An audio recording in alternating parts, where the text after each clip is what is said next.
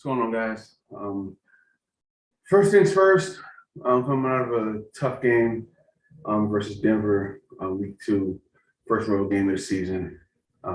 We fell short, and that's just the bottom line of it. But ultimately, there's a lot of things that we can take from this game. There's a lot of lessons that were learned this week that will apply to the future, and we'll just keep building from here. But I admire our fight.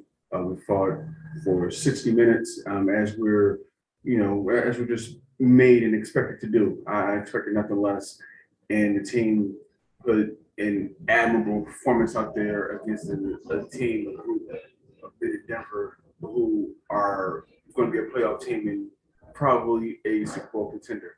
And for us to be having opportunities to win and opportunities to take, which we did, and keep control of that game, which we did not. But just to have those opportunities and the showing that we put forth for the most part, is just indicative of the direction that we're heading in, and we're heading in the right direction. Of course, as with probably every week, there are things to clean up, and we will. But again, ultimately, I can't hang my hat based on this team's effort. And as we get set to move forward to week three in Chicago, I'll go ahead and open the floor for questions.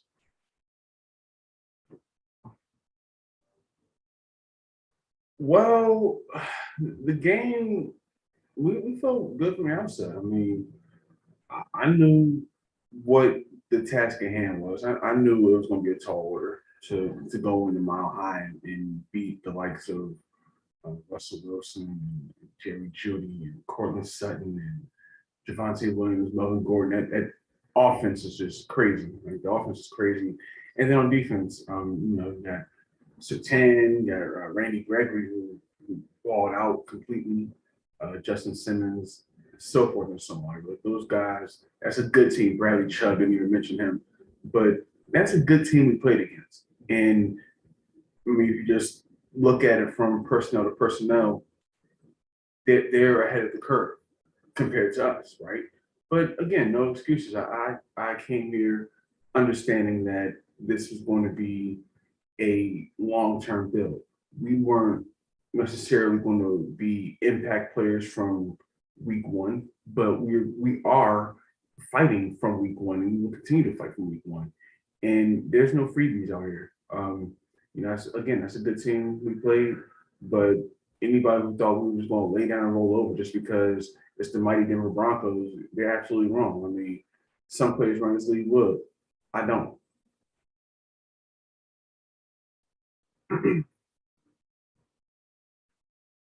Oh yeah, I mean, it's just a lot to clean up per usual. I mean, we can't, simple and plain, we just can't give up 4 sacks to the same player, let alone at all, right? Randy Gregory, again, he hats off to Mark and things that he did to get Gregory the production in the game he had. I mean, we can't allow that. Despite the fact that we sent Larry Tunsil to Tampa Bay, and again, that move just fosters our future. I mean, Tampa Bay had injuries down there on their offensive line, so they came to us with the deal for a first-round pick, which will give us 3 now in the upcoming draft. So now we have 3 first-round picks, and we have a capable, starting left tackle still in Donovan Smith. We played a really good game. Like, the left side was clean all game, but on the right side, we just can't have that type of performance against a team like that. So we had to clean that up. We didn't conversely have any sacks on our side after having 5 in week one. So Russ had all day to throw really, and credit Mark. I mean, he made the most of the right reads, and he got the ball to where he needed to more times than not that game. And that was part of the difference. I would say the only other differences, just looking at the notes here, I mentioned the sacks, 4-0. You can't have that. Third down percentage, third down conversion rate. We're not going to. We're shooting ourselves in the foot if we're going to convert 33% of our third downs. We weren't great in that last week, and we weren't any better in it this week. So we just got to be better. We have to find ways. I have to take it upon myself as a user to, one, put us in better situations, So it's more manageable third downs because we had a couple. We had a 30-19 where we got that, and we had some other ones in there that were some good pickups, but we had more non-conversions than we did conversions. And also we just our margin for errors is slim. It's slim. So we had the upper hand. We were up 14-7 with the football. And at that point, the offense was firing on all cylinders. And then we had that fumble in that second and like 13, I think it was, on the little jet pass to Cooks. And then they run it back for a touchdown. So we can't have that. I mean, that simply just changed the game. Denver had all the momentum from that point on. And though we fought through it and we were right there with them, but when you score 31 points and you give up 31 points, it's only simple math to say that if you give up like basically a defensive touchdown, that you're going to be down 7. We lost that game by 7 points. So just got to be more secure in football because we know that our margin for error is slim, if that.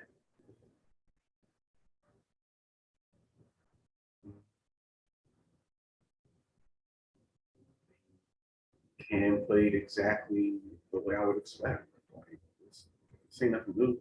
Like everybody, for all the talk that everybody was saying about, oh, Cam's done. He can't play in the league. Come on, man. Like you saw the performance.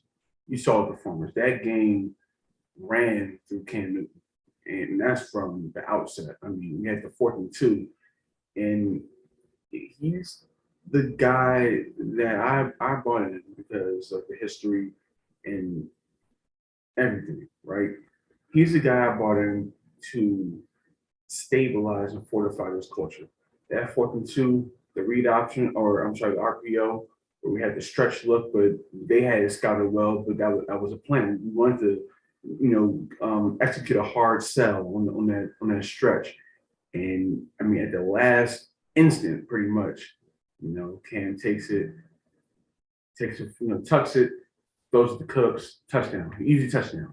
And then we come back off of that after Denver scored. We tied it up 7-7, but we had to downfield up to Nico, and Nico didn't have a catch week 1. So for Cam to go downfield to Nico to establish that trust and demonstrate that trust with our number 2 receiver, and then for said number 2 receiver to come and make that play over top of the defender and then muscle his way in to score from there. Those are the type of things that we're looking to build. Like those are the differences between what we're looking for in terms of foxhole players. Like who can I take on the road to hostile environments like a Denver, like a Kansas City, a Cleveland, so forth and so on, right? Who can I trust? Who can I rely upon in those moments compared to, some of the guys that might need to step it up a little bit. We're building here, and I'm evaluating every single thing. And one thing I can tell you though, going back to the original question, is that Cam played his ass off, and I can't expect any more than what he did. 99% of what he did out there was effective, and that's why I did. That's why I'm me.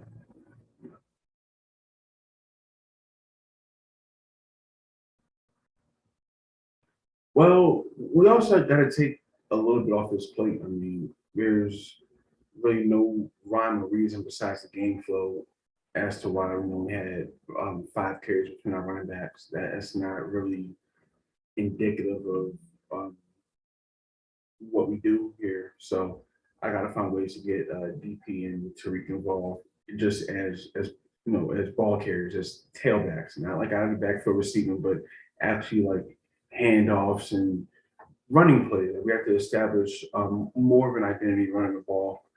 But a lot of it came from just the looks that we were getting. It just the the fronts that Denver had, coupled with our offensive line still being in development, really just kind of didn't add up to the point that I felt confident in us being able to really establish a tempo on the ground. But beyond that, I mean, we still ran for I think 127 yards total. And Randy Cam had like 110 of those, but no, it is what it is. We're going to scrap.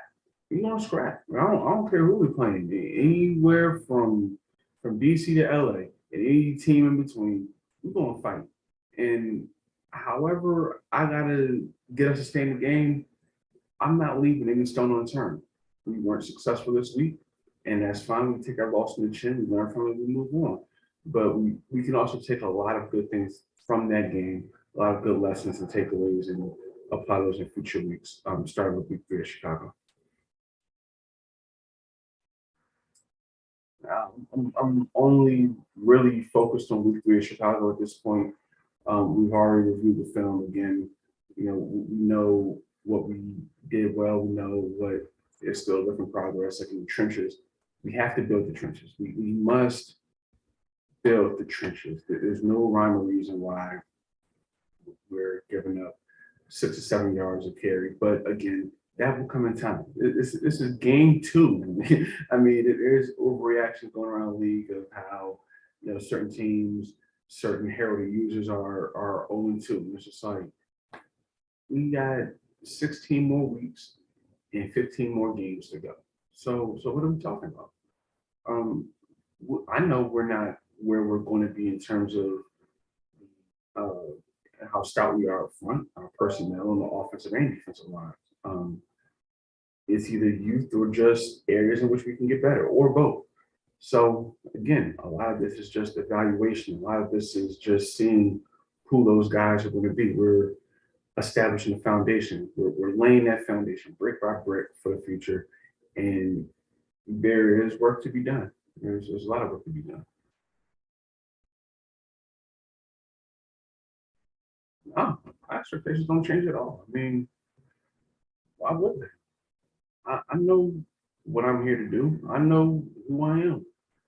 I found it just kind of funny. Going back to the previous question, also, I found it just kind of like funny how there's still talk about me from 7 or 3 years ago. Like it's the same old, same old. Like this all we talking about still.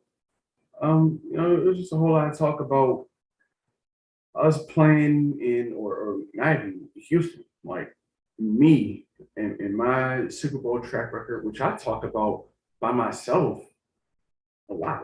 I've covered that time and time again. But I can't. I'm not really worried about that. Like, anybody could tell me I'm 0-4 in Super Bowl. I'm like, all right, duh. Like, I know, but at the same time, that's what makes me me. Like, I come out here and I play with the utmost pride. Like, two things I'm not going to be topped in is pride and passion for this game.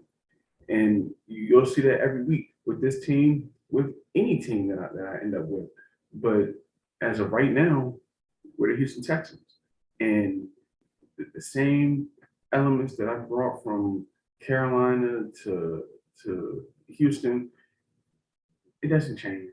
Like it doesn't change. I'm not going back in micro or micro analyzing what I could have done 7, 4, and 3 years ago. Like those games are over with. We made the big game 4 times. We lost it 4 times. All right, cool. But I just find it funny how when it comes to that, I've talked about it, but it seems as though when it's brought up outside of myself, it's usually from the players that also, it's just it's more of an insecurity kind of prop themselves up. Well, really, it ain't shit. Pardon my French, but it ain't shit. And they know that, and they know that. So, rather than talk about 0-4, how about we talk about 0-8, which is that touchdown interception ratio? How about instead of you know, talking about what I'm doing here, how about you get out your feelings and get in that fucking film room? Again, pardon me. But because that tape don't lie. That tape don't lie. So I don't know what's going on outside of Houston. And really I don't care because I'm not in Carolina. So anything that has to do with the Carolina Panthers right now is out of my control. And anything that I did with the Carolina Panthers is in the rearview mirror right now. I'm In Houston, it's a new league year, and it's a new era of John Madden football as it pertains to Nike talk. So anything else is irrelevant, including the players that's talking about me way back when. I mean, I don't really want to give the time of day with y'all ass. So here we are. I mean, but I mean, it's nothing new. Like again, I look at it's just like this. I look around the league, this is how it's always been, and I'll tell you why those games don't really bother me. I'm just, but also at the same time, again, I play this game with pride. It don't take much to activate me. Like, all you gotta do is come out your mouth the wrong way, and I'm gonna address it. And I don't care who that is. Again, from LA to DC and anywhere in between, it don't matter. Somebody got something to say to me, you might, and this is the thing, you get, you know, certain guys that have done nothing. And if they have done anything, chances are I've done the same thing eons ago. I get it way better. So, case in point, um, Commander's owner, right? And we won't really want to give no time of day. Like I said, go look at that box score, go look at that film, and come back to me. You ask me why I'm even talking about it. But I was mentioned, so now I'm talking back. Um, when you talk about the body of work, right? Let's speak about the body of work because here's my thing. I turned that film on, and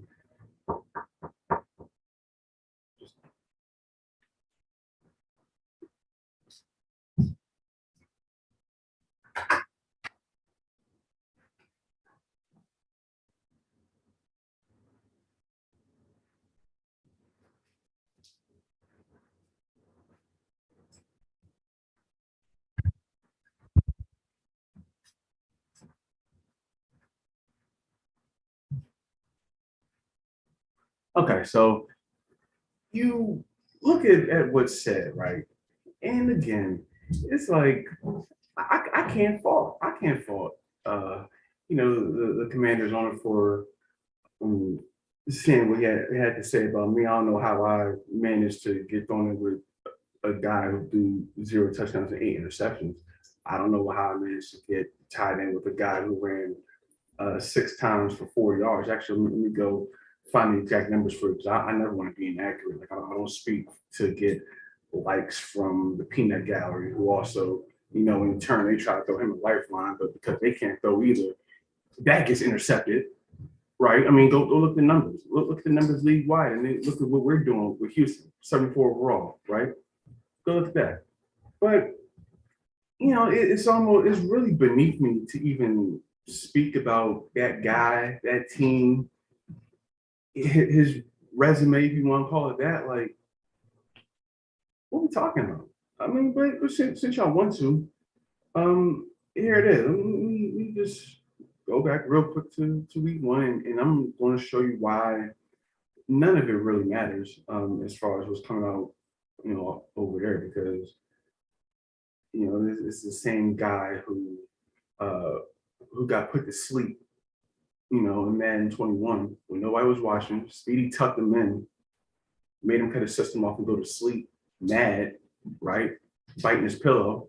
I wonder why. But again, y'all want this, so here we go. Why would I need to prove a point to a player who went 31 for 48 in week one? And I'm only bringing up week one because that's the most recent game he played. And they play tomorrow, and that's none of our concern, whatever they do, because we're 1-1 and we're moving on to Chicago week three. But because y'all asked, why would I be concerned about a guy who needed 48 attempts passing the ball to barely go for 300 yards? Why would I be concerned about a guy who ran 6 times for 4 yards with his supposed RB1? Why would I be concerned with a guy who only allowed 129 yards yet allowed 35 points? You see, it's not adding up, right? It's not matching. But isn't that the norm out there with that guy? Now, that's big bro to me, but I'm still a big homie to him. And y'all know that. And he knows that. And I know that. So, y'all like to feed into those silly remarks. Like I see the likes that happen, and again, y'all are trying to throw me away from, but most y'all can't throw anybody. So that gets accepted. And as for him, I mean, not matching. Like he's our resident Madden dot. Call it what it is. And like most thoughts, especially in the social media era, right? A lot of things don't match. The ass and the thighs don't match. The talk and the tape don't match. So what are we talking about out there? What are we talking about out there? Y'all let me know. And also, as per usual, stop me when I stop making sense. Because everybody's going to talk and everybody's going to try to downplay what's going on with their team. And I've always been the easiest target to come at. Always been the easiest target to come at. Wow, y'all see me more than probably anybody in this league. You know, my game is more heavily critiqued than most players in this league, but I've also elevated my game throughout my tenure here, and I'm an OG. So anybody that got something to say about me, I probably, they probably took part of their game from me, and that was way back when. So, hey man, enjoy. Sure, I mean, we're gonna keep doing what we're doing, man. I got a prime assignment, and that is to build this Houston Texans team into a contender, into a winner, and we plan on doing just that. Anything else is irrelevant, and most of the guys that you hear anything about me and us from as it pertains to Madden, they're irrelevant to. Next.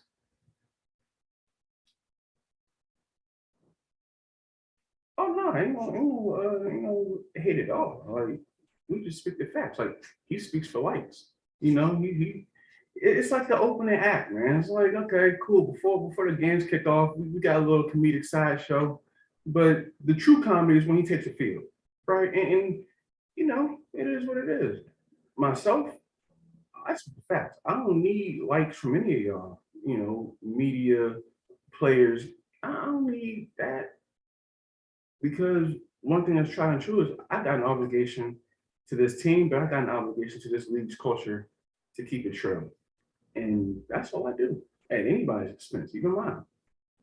I sit here and again I say I don't I have no rings. Like check it out. Right.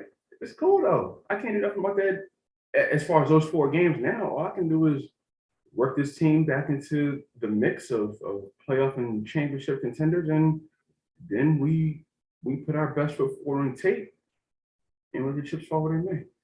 And I'm securing that because without a ring, and we can just be real about it if we want to talk about it, without a ring, y'all were the ones that voted me the best player in this league. The very first. And that's why I say I'm the original elite. And nothing's changed. Nothing has changed. Like, so for anybody to say, oh, you haven't done this, you haven't done that, like that is the last thing on the list. And to keep it true with you, I've already made this league bow down to me before. And that was way back when, with no ring. So you sure you want to go down this road with me? Like, I'm all for it. I'm all for it. But you might want to pump the brakes a little bit because we all know everything you've done in this league only came after I did it. And you still didn't do it as well. You had the fucking blueprint. So we know that. So I see week 11, but right now we're on the week 3 in Chicago. And it's just another opportunity to bounce back and to continue establishing this brand of tough, physical, hard-nosed Houston Texans football. And it is what it is. That's my only concern at this point in time. And we're just looking to improve the 2-1 next week.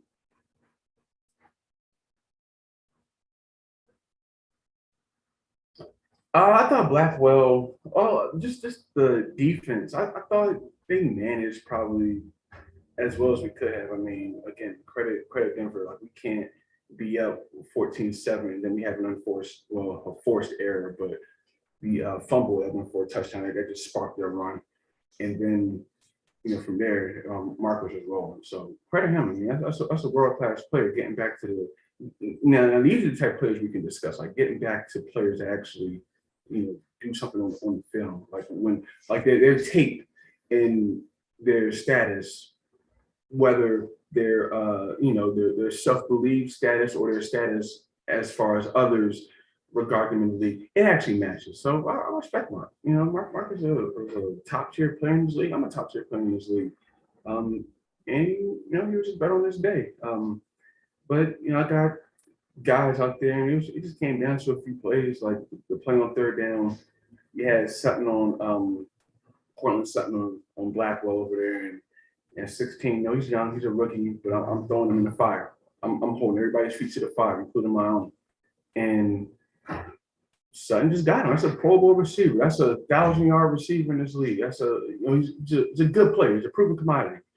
And he got off that line, and Mark, we found him, and that was the first down.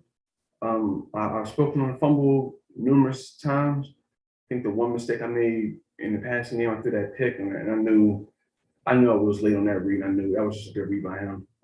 But I can't throw that there. But credit to him for following through and capitalizing on that rare miss by me. And there's a couple others that I can't really pinpoint or think of right now. But I think there was probably another play to I think one of the other receivers that they all had pretty good games, but we knew what we had to do going in. Like we knew we were going to get a lot of the looks that we saw on offense, and for me, it was just a matter of okay, like how do I put this team in the best position to try to manage any and everything because they're good with the run, they're good with the pass, they have a fantastic user, and when you're just kind of like in a startup type of team, an upstart, where the campus is kind of clean. It's just like we're seeing who our players are, who's going to be here for the long term. That's kind of tough to go against at times. But hey, ain't no excuses over here because still my product was clean, for the majority of that game. And if we continue and we keep that up, we're gonna be just fine. And that's just season one. That's before we get into the draft. That's before we really start to fortify this team in the trenches on the perimeter and on all levels of the defense as well.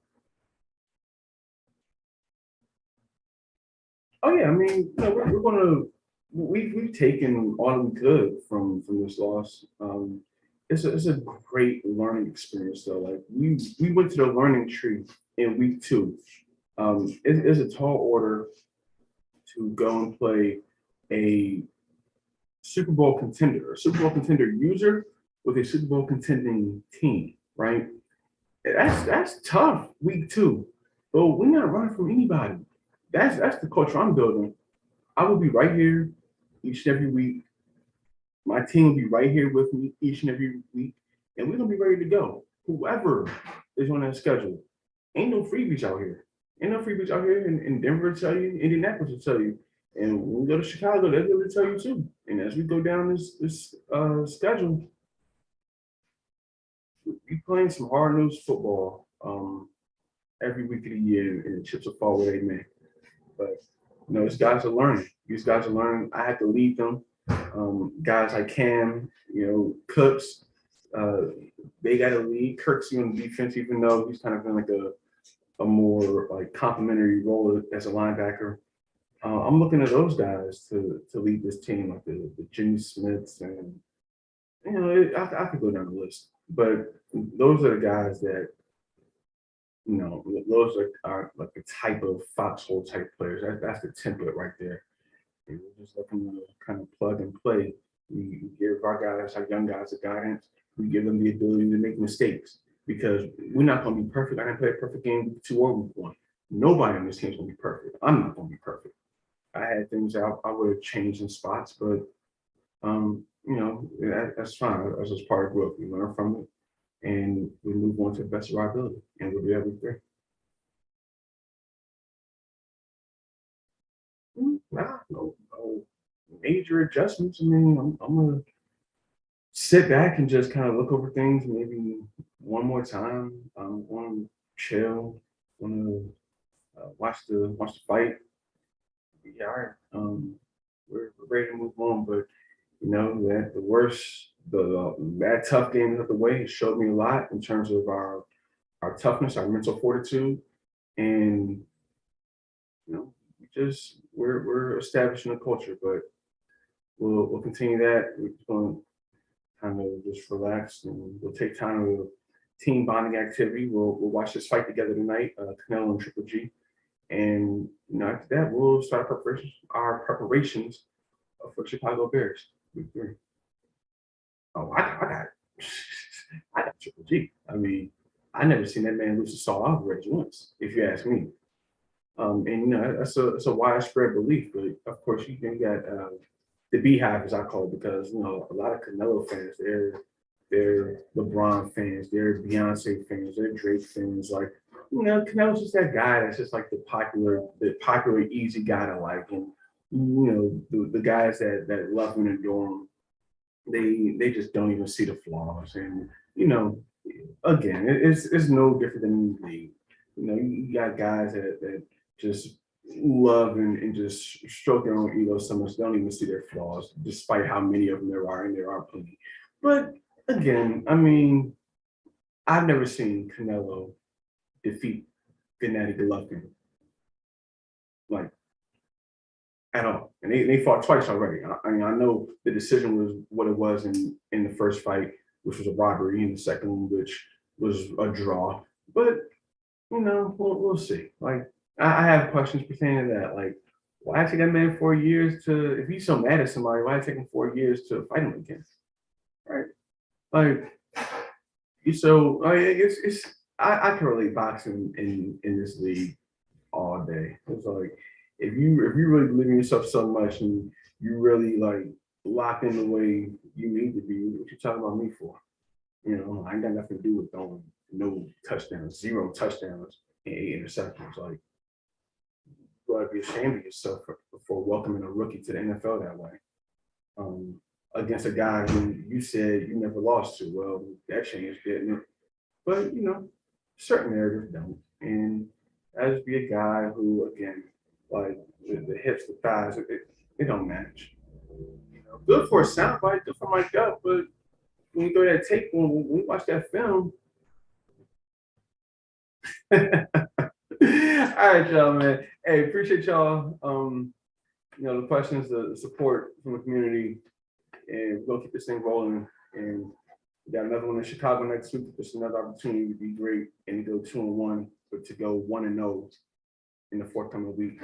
And that's all we can control, and we'll do just that. So then, peace.